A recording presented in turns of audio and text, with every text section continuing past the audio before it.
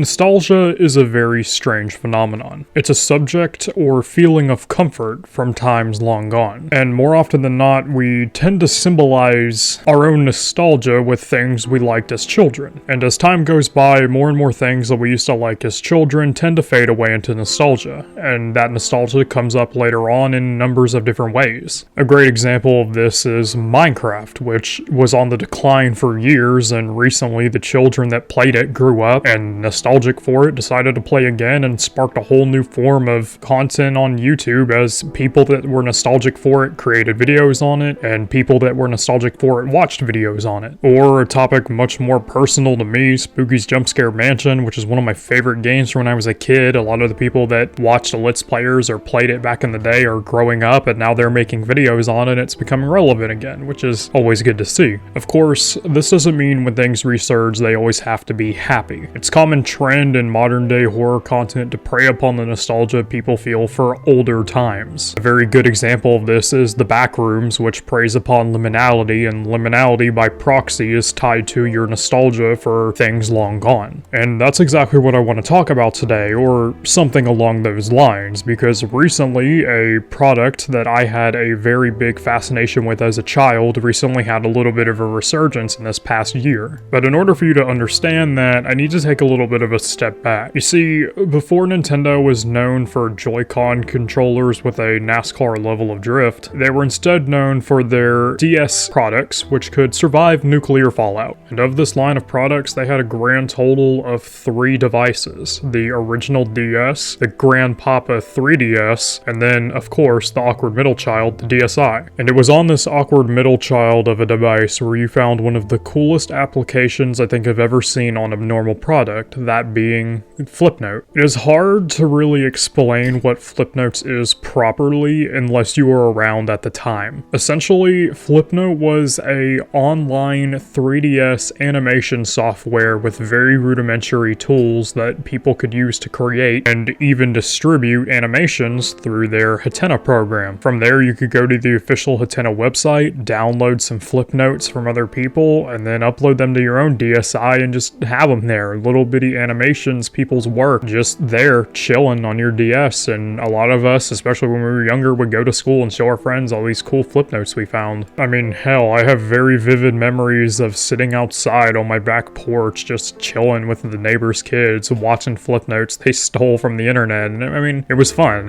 It's nostalgic for me. Of course, most like everything that comes online nowadays, it didn't really last that long. You see, Nintendo has a very bad habit of pulling the plug on most of their online resources, and they just so happen to do the same thing for FlipNote. Studio Hatena cut the cord on the project, and just like that, it was over. And ever since then, over the coming years, people have decided to take the time to document and archive as many of the FlipNotes as they could. And there are legitimate websites where you can go to now and find this content, but that's not what I want to talk about today. Because as it turns out, not everybody that decided they were going to save these old FlipNotes did it in good faith. One of these restoration projects, I guess you could say, was called the June Archive. And much like I explained earlier, where people tend to use nostalgia to horrify people that are related to it, this is a prime example of that. They're taking a product a lot of people hold near and dear to their heart, and they're twisting and bending it in order to tell a horror story, and it's a prime example of that type of content. And today, that's what I want to talk about. I want to tell you about the June Archives and the horrors of passing time. However, before we get started, I want to bring something up beforehand. I'm taking a massive risk with this video. Not only is the topic kind of niche, and a lot of people don't know about it, but unlike my previous videos, this isn't some sort of trending topic, and nor can I tie it to some sort of video game niche. So essentially, I am at the mercy of the algorithm for this one. So if you're even remotely pleased with the content so far, I would be super appreciative if you liked the video in order to help me get this one in the algorithm, because this is something I very much enjoy, and I want as many people to see it as possible, because this was literally my childhood, and I want to do right by it. As for your subscriptions, I'd much prefer if you hold off on that and do it later if you think I've earned it, because that's more satisfying to me. Knowing that the hard work that I put in is the reason why people subscribe to me is very nice, and it's a hell of a lot better than e-picking. But yeah, well, with that all being said, let's get into the June Archives. This was the first video uploaded to the June archive. It depicts the Orange Frog mascot singing a rendition of Goodbye So Soon. This is important because, as I said earlier, FlipNote Hatena shut down, and what I failed to mention is, as it started to shut down, the community began making these videos where they would say goodbye to FlipNote Hatena, and a lot of these videos featured this Orange Frog. And as the video goes on, things start to get a little weird, a little buggy, and finally it pans out and there's just a pixelated photo of a real-life dead frog, which I'm not going to show, but it is there. And while there isn't much to discuss with this video specifically, I feel like it does a very good job of setting the theme of the June archive. Because you have to keep in mind, this is not the first restoration project that FlipNotes has ever had. This is long and away one of the later on ones. So by starting out like this, they pretty much set the groundwork immediately, letting you know exactly what this is going to be. And thus, we move on to the second video ever uploaded to the June archives. Take a look in the kitchen. You can't find them. You can't find them. You can't find them. You can't find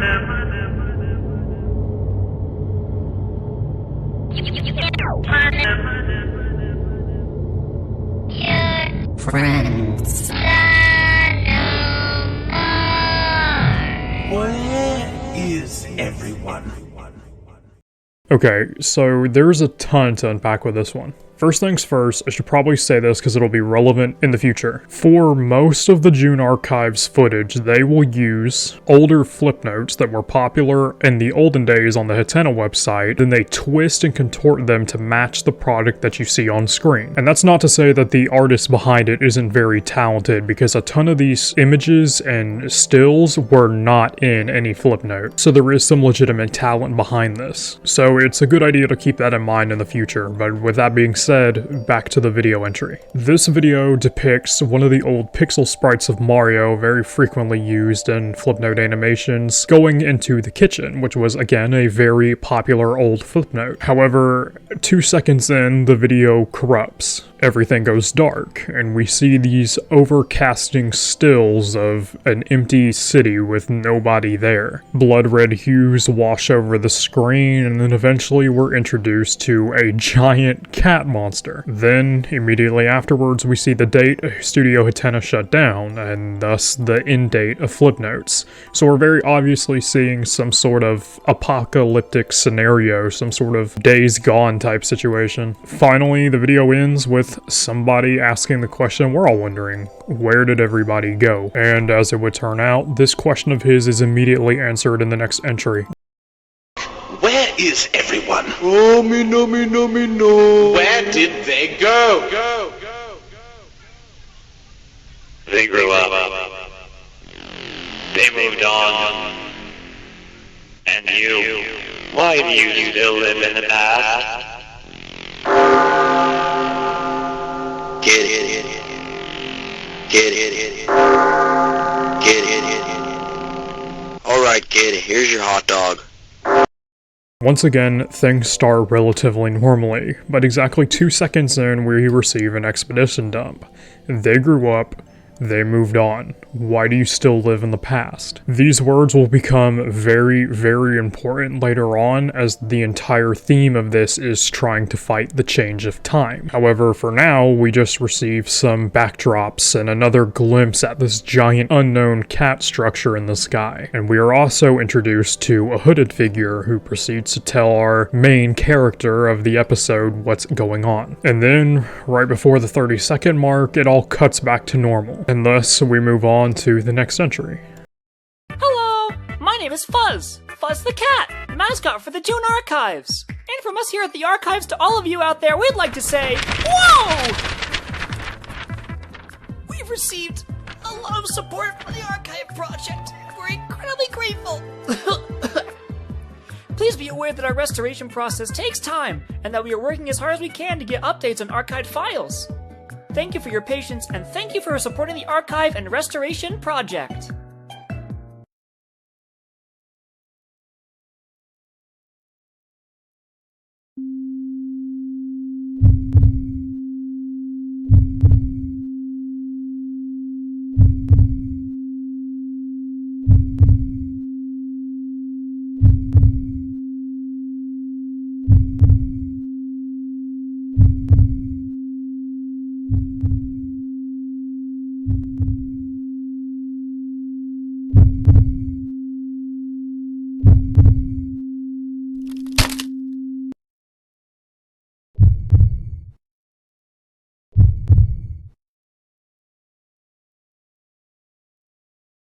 This video takes the form of a mascot thanking their audience for the attention. That is hitting very close to home because I've been putting that off personally for a while, but hey, if you're watching this, thanks for 2k subs, really appreciate that. This character who's thanking us is named Fuzz the Cat. He's their little mascot, and he tells us that, hey, while he appreciates the support, these kind of things take time, and you should be a little bit more patient with him as he gets the files for what's soon to come out sorted. After this, the video ends. Cutting to black, we then see Fuzz's face. He questions us as to why we're still here, why are we still watching him, and if we're looking for something, because he's looking for someone. And then, to finish it off, he snaps his neck in half. I mean, you know, cool, very styling, but I'm only bringing this up because in later entries we see that exact same smiley face, which heavily implies that every time you see it, whether it be on the June Archive Twitter or their official YouTube channel or in their videos, that's Fuzz smiling at you. That all being said, there's not much else to discuss here. I'm pretty much just putting it here for later ramifications. So let's just move on to the next one.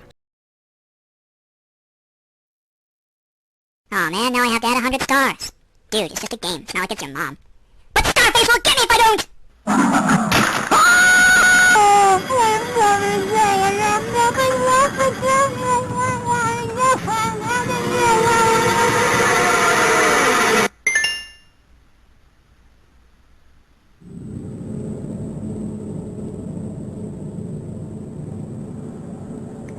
The stars are growing dim and dwindling in number. But why?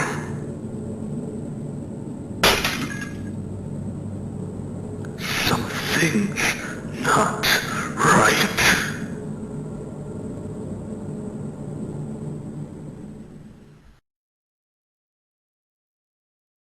So this next video is a very interesting one because it requires a little bit more exposition if you don't know what you're looking at. So as I said earlier, there was essentially a YouTube version where people could upload their own FlipNotes to the website. And if people liked your work, they would leave stars on your videos, which was essentially the equivalent of a modern day like. Of course, some stars you had to pay for, but every day you'd get a couple for free. And in doing so, they provided a market where people would literally e-beg for stars, and this video was a parody video made on that old school style of FlipNotes. And it stays like that for a minute. He rolls 100 stars, says he has to donate, claims he doesn't have the money, and then gets scared because Starman will get me if I don't. Once again, the video corrupts and we see the Starman himself latch on to our character. He squeezes him for a couple seconds, eventually drawing a star from his corpse, and then it pans out. We see him holding the star that he stole from this person, caressing it and commenting on its power and how it seems to be dwindling. The implications for this being that the world that they live in is starting to die. The players that used to create FlipNotes and the occupants that used to star FlipNotes are growing fewer in number, and thus their power is getting weaker and weaker. And that is because around the time this entry went up, FlipNote was shutting down, so a lot of people moved their products onto other websites to continue what they had. So once again, we're getting inside animation level exposition for what it was like for this end-of-the-world style event. They're setting something up here, and we don't have to wait long to see the ramifications of this moment. As a matter of fact, we see it in the very next entry. Help wanted. Welcome to McDoodles. Can I take your order? I'd like a way out. What? Listen. I know it's hard to believe. And don't panic, but we're all trapped here.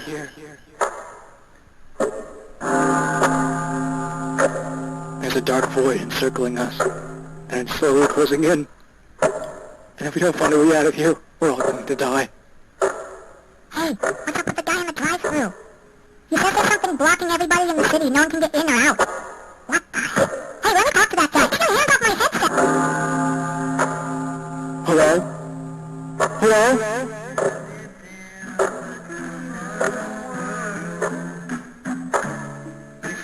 Is anyone out there?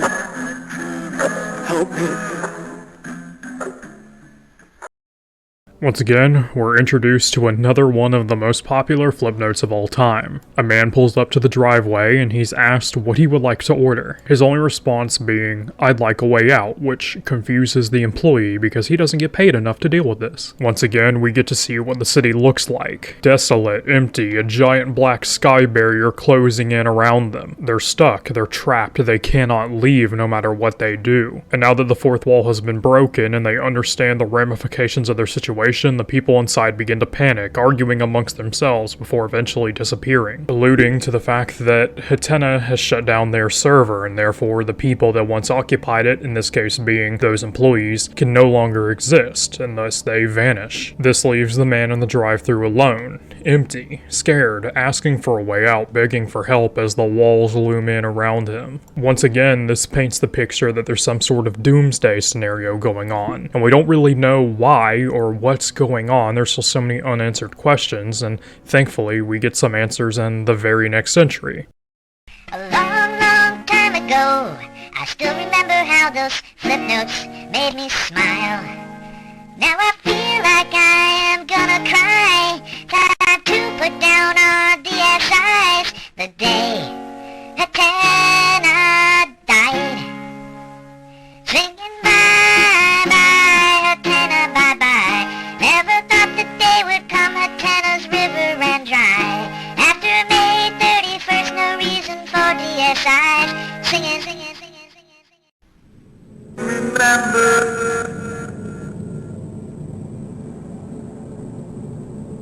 Memory is the key to reality. If it burns down and no one remembers it was there, it's almost as if there was nothing there to begin with.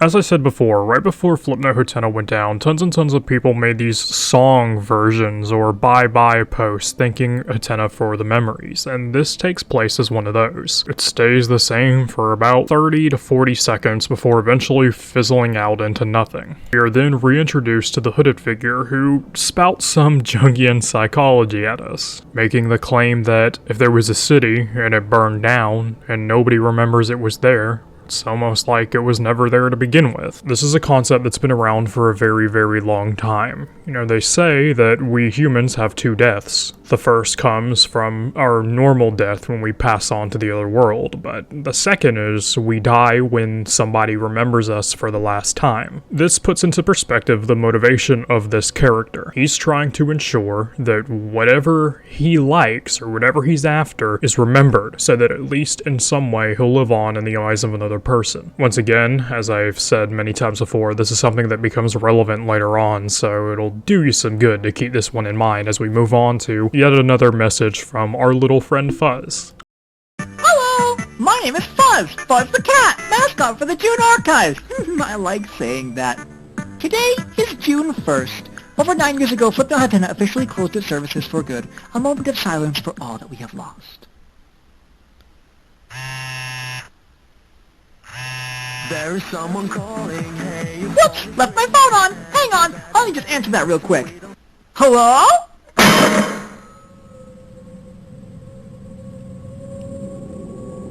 Isn't nostalgia just the worst? You get these warm and fuzzy feelings inside for a bygone era that slowly fade and crumble into nothingness as you realize that the good times are behind you. You can't go back! But what if you could turn back the clock just a little bit? What if you could change a thing or two? Oh, well, Fuzz, wouldn't that alter the present as well? That's exactly the point. Alright, so let me just say that the change in Fuzz's voice is incredible. It is so much better than it used to be, and I'm very, very happy they changed it, because it was a little bit awkward in the beginning. But putting aside my moral judgment for a moment, this video is nothing really important in the beginning. All it is Fuzz thanking us for the support once again, and telling you the history of what FlipNote was. Eventually he gets a call on the phone, he picks it up, and he doesn't really like what he hears. He goes on a very long tirade talking about how nostalgia is just the worst. You get these warm fuzzy feelings for a time you can't go back to, which is very reminiscent of what I brought up in the beginning of the video. Fuzz is taking this longing to want to go back and twisting it into something horrifying.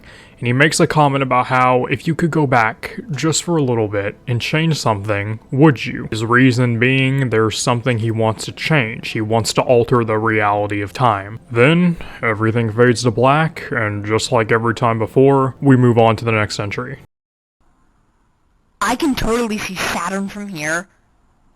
Ow! I think I got a shard of plastic shoved up my left nostril. You're never gonna believe this, but I just broke an Olympic world record by jumping 10 feet in the air. Nuh-uh! That's physically impossible.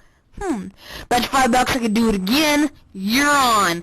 Prepare to lose your annual salary, sucker.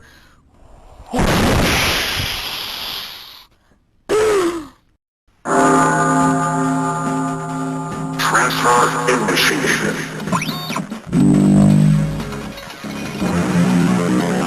Connection established.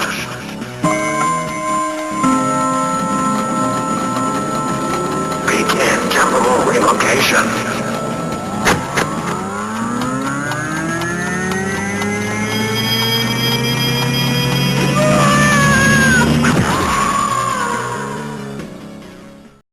Okay, another personal note, but this episode right here is easily one of my favorites in the series. The animation work on this giant mechanism is incredibly well done. I really do like it. But again, personal note aside, I think it's time we discuss what exactly this is. So, big revelation here, we finally figure out what this giant floating machine is in the sky. It is a time-transporting machine, very obviously made by Fuzz as it shares his cat-like characteristics, and the point of it being to transfer entities between space and time. For what reason, we don't really know. All we know is that he's taking them and potentially isolating them, protecting them from the still enclosing wall wrapping around the city, perhaps maybe to keep the memory of these people alive, because as we discussed in the last one, or the one before, he wants to make sure that these people are not forgotten. He wants to keep them safe, or maybe he's using them for something else. We don't really know at the time, but what we do know is this all involves Fuzz and some sort of plan he has. After the mechanisms cool down, the machine ends, and we finally move on to the next entry.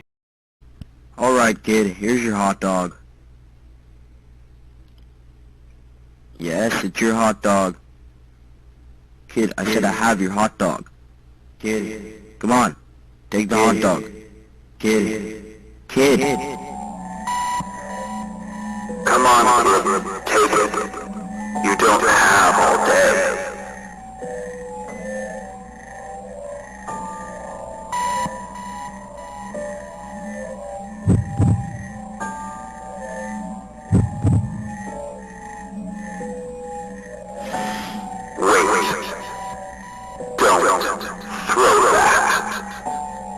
Alright, let's make a deal then.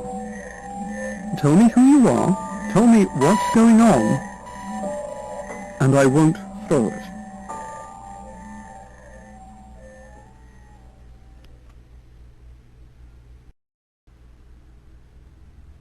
This world is at its end. The people who created it and gave it life are gone. It returns to the nothingness from whence it came. Bits and strands of code.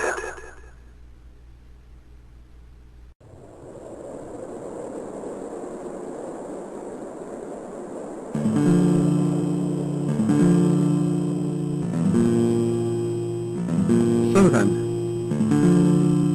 what's going to happen to us?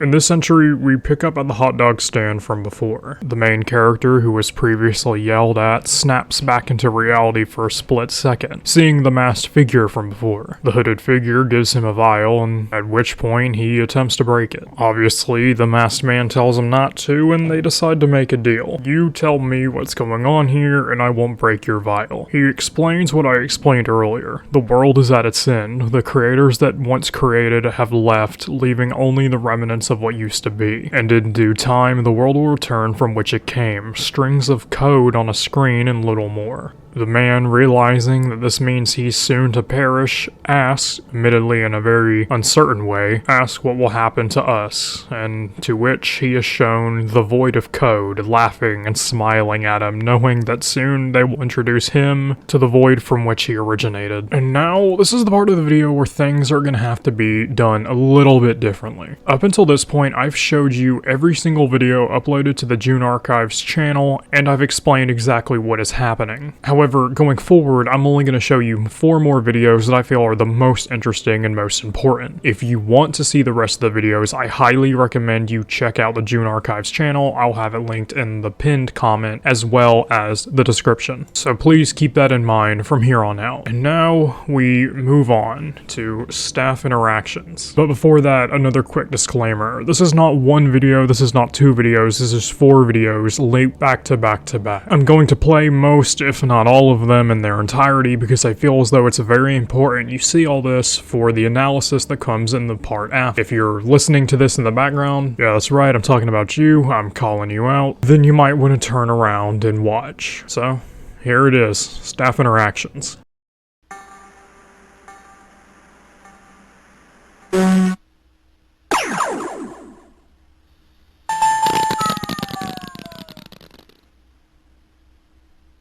Well, well, well. Somebody's up late. Huh. You look a little duller than usual. Is something in your mind? Hey, while you're here, I want you to do me a favor. I need to get my paws on one of those strange vials, but as you can see, I'm kinda stuck. But you can help me out. Use the DSi touchscreen to draw in one of those strange vials, and I'll be able to pick it up. Or don't. Mess this up, see what happens. But if you help me out, I'll return the favor.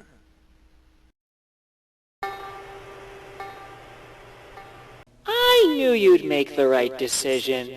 Thank you very much. As promised, a deal is a deal. You'll find that you've received some extra help somewhere else in the room. Anyway, I'll be seeing you later. You can't keep me here forever, you know. Bye-bye.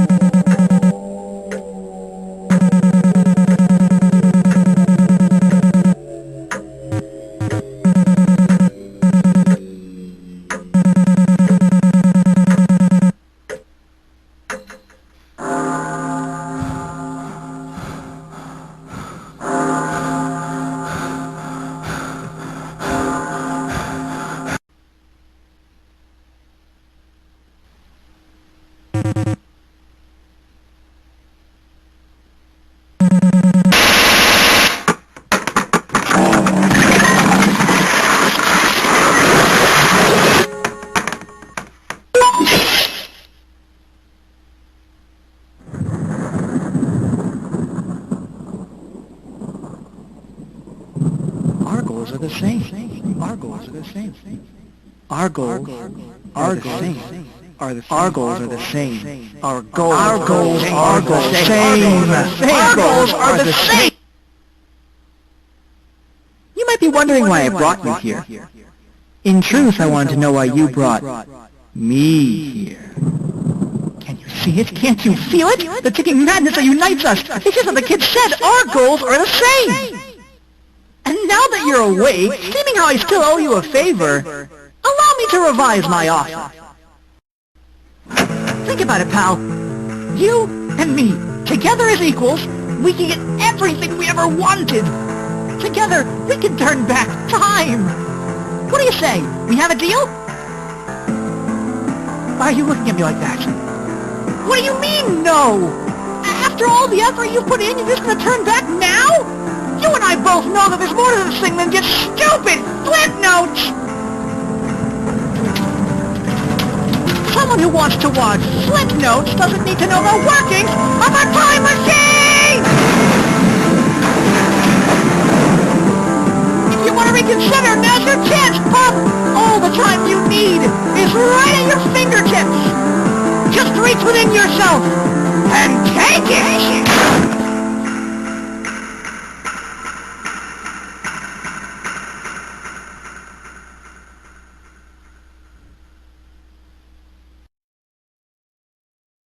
And that, ladies and gentlemen, at very least at the time of recording, is the end of the June archives. Once again, I'd like to take the time to remind you that if you are even remotely interested, there are still other videos on the channel that I did not show you. I highly recommend you go subscribe to it and go watch the rest. It's very interesting. Give them support and they will continue to create it. But as of right now, I would like to describe to you what I currently think is going on in the happenings of the June archives. As it currently stands, I think the June archive is telling two separate stories. The first story is of the people of the world of Hatena, thrown into a complete and utter panic as they realize their world is dying. A great cataclysm destroying their world as a result of Hatena servers shutting down, and the effects it has on the people. We see on multiple instances people in the world realizing that they're going to die and have these huge mental breakdowns and panic attacks. They realize their mortality and they're trying to break free from it despite the futility of the situation they're in. Panic in most cases turns to violence, and if not, it's definitely confusion. And then there's the second story, the story of the people that actively fight change. This story wraps around Fuzz. We don't exactly know what he is, we don't know what happened to him, we don't entirely know his motives, but we know he's trying to change past. He's trying to fight against the progression of time. And we see this very frequently throughout the story through either the advent of his distaste for nostalgia and the fact that he can't go back to the good times that are now behind him, and hell, he even made a time machine, and if that doesn't tell you he's going against time, I don't really know what does. And I think the horror of the show comes from that. At the end of the day, the entire plot of this is people fighting against time, and by proxy, they're fighting against their own death. You see, there's a saying that goes, "Time is a cruel mistress that waits for no man," and this wraps around all aspects of reality, including, morbidly, our own death. Every life comes with a death sentence, and the second we're born, that timer starts ticking. It's been around as long as humans have been, however, it doesn't matter because most people don't want to accept this reality. And what we see in the June archives is what happens when people stare down their own mortality in the face. Sure, there's panic and there's chaos, but there's also people actively trying to fight against it, no matter what the futility of the situation is. That last little spark of hope within them believes that there's maybe some way, and besides, you never know if you don't try. And many characters try in different ways. We see the man in the car try to escape Hatena, looking for a way out, asking anybody if they know how to leave. We see characters like Fuzz trying to rewind time to change whatever. And then on top of it all, we see characters like the hooded figure telling people to remember him because after all, if a city was there and it burned down and nobody remembers it, it was never there to begin with. And he knows he's gonna die, but he at least wants somebody to remember him. And I find this to be a very interesting concept. And I think the people over at the June Archives did a very good job at displaying it in a way that feels natural and organic mechanic while also using this tinge of nostalgia as their method for storytelling. And with that all being said, that's it. That's the video. That's all I wanted to talk about. If you liked the video, like. If you disliked it, dislike it. If you really like me, why not subscribe? But now, for those of you still left, I'll make this quick. If I sound bad, it's because I'm sick, and I was sick while I recorded this video, or at very least I was in the latter half, because I really wanted to get this thing out. So, yeah. Sorry about that. I noticed I'm at 2K subs now. That's awesome. I really appreciate the support. I think last video I was at 500, so I've almost quadrupled since then, and that's awesome. I really appreciate that. Once again, if you are still watching and you haven't liked the video yet, I would really appreciate it if you did, because this is like my nostalgia baby, and I would love if more people could see it. So yeah, that's about it. That's it for real this time. I'll see you in the next video. Peace.